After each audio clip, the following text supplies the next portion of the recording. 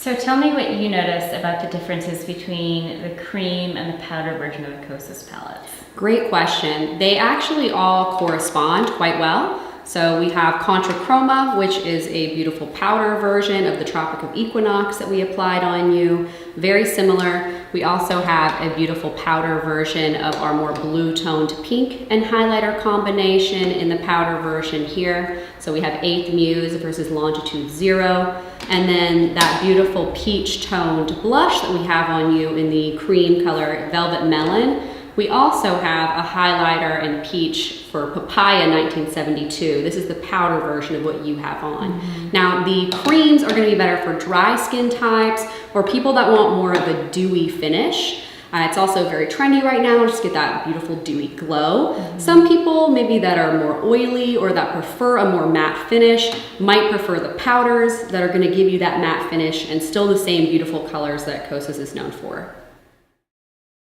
Highlighter is what we're going to use on the top of the cheekbones as well as that Cupid's bow like we just did. So this is what we're just going to take on the middle finger. Just a small amount of product is all you need. Pat that all along the top of the cheekbone. You can even do a little sweep on the lid. And of course I always have it in the inner corner. You can do a lot with these.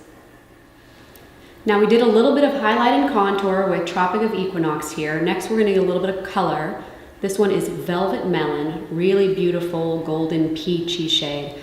We already have the highlighter. This does come with a highlighter, but that's been applied. So I'm just going to take a little bit of that beautiful peachy shade and apply this directly on the cheekbone, patting it in to combine it with her coverage or her SPF underneath, just right on that physical cheekbone.